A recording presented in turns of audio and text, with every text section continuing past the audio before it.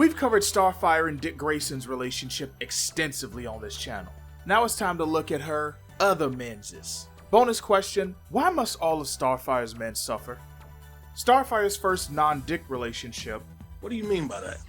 Starfire's first non-Nightwing relationship was with a seemingly normal man named Franklin Crandall. She met him at a nightclub right after Dick had just put up some boundaries for his friendship with Corey for the sake of teamwork.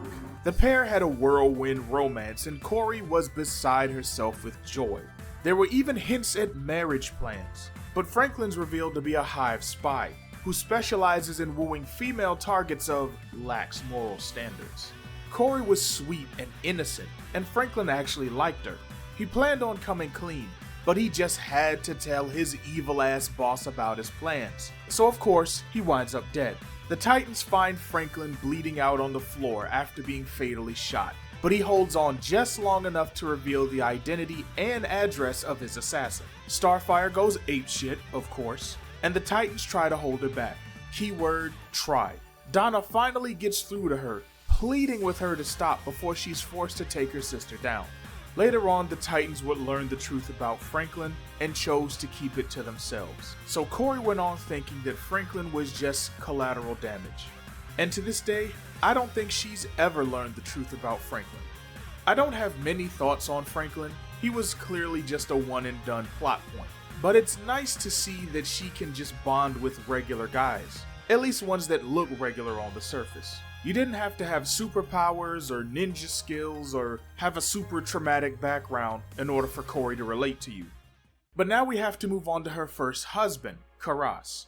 He was a Tamaranian prince who was set to marry Koriand'r to bring an end to the Tamaranian Civil War. This news brought no joy to Corey because she and Dick had finally started properly dating, but soon she relents and agrees to the arrangement. Dick, being a one-woman man, threatened to leave Corey if she went through with it. She did everything to get the man to change his mind. Told him it was just a marriage of the state, that they could still be together on Earth, but he did not budge. And after the wedding, he told her it was over. Also, I love how Corey expected Dick to object to their wedding in the middle of everything.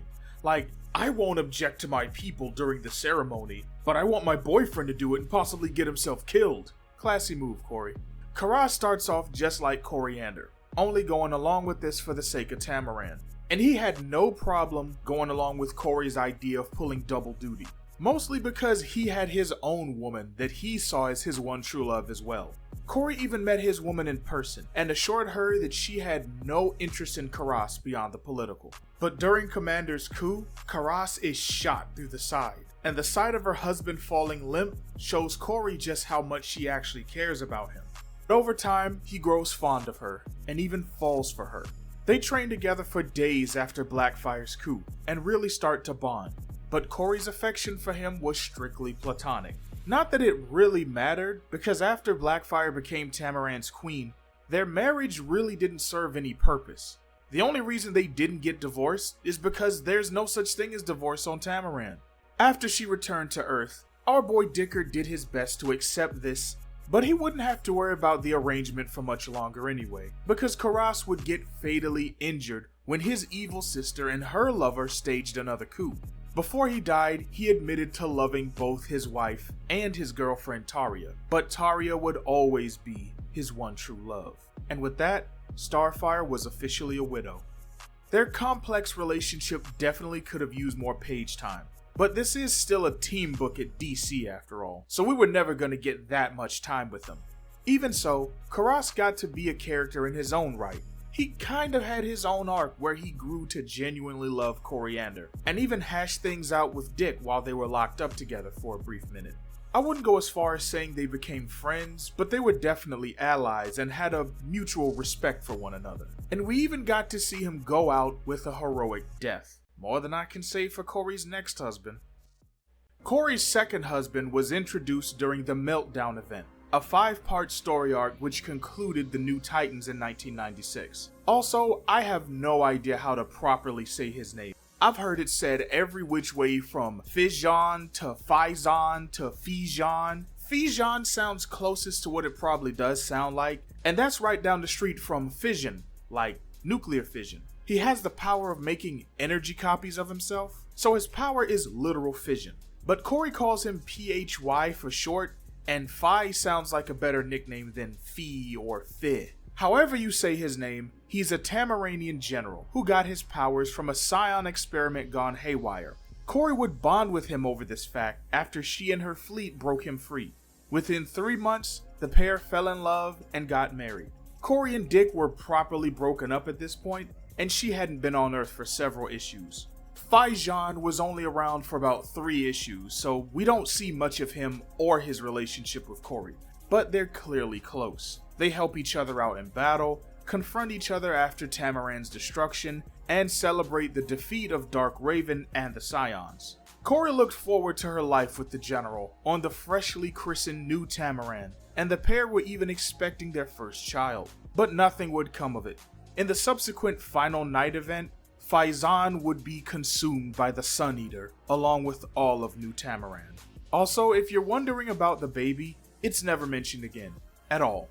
Most fans assume that she just miscarried sometime between the end of the New Titans and Final Night. That's my personal headcanon, but we all know the real answer.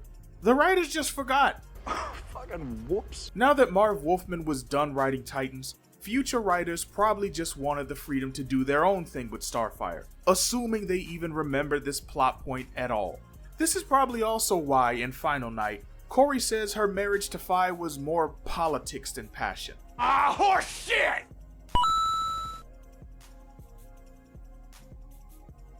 Okay. Years later, Starfire would meet Adam Blake, aka Captain Comet, sometime before she officially joined Rebels. And after the two became properly acquainted, Adam wasted no time in asking Starfire out. They would work together on several missions over the years and become work friends essentially. Sometime later, we see Adam mourning the loss of his sister, and Cory hits him up to check on him. This leads to them spending some time together on Adam's ship in hyperspace, where the two would bring some heat to the coldness of space. But Cory put the emphasis on the friend portion of Friends with Benefits, and even admitting to using Captain Comet to ease the pain of Dick's heartbreak.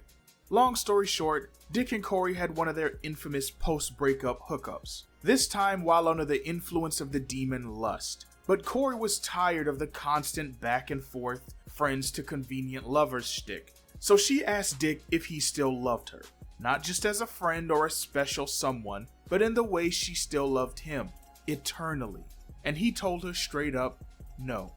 I like it because it shows Cory's casual side. She's a sucker for love, sure, but sometimes she just wants that itch scratched, and having a Friends with Benefits or two just seems right for a single Cory. But there were also hints that Captain Comet wanted more. He saw something special in her before they even had sex, and he wanted to talk to her about that night together. She just never wanted to, and I don't think they ever have that talk. So next time, Cory, let the guy know you're using him before he takes his pants off. He may just want something more. And even if he's okay with being your sex toy, informed consent is always best. And last but certainly not least, we got to talk about Starfire's New 52 relationships with Jason Todd and Roy Harper.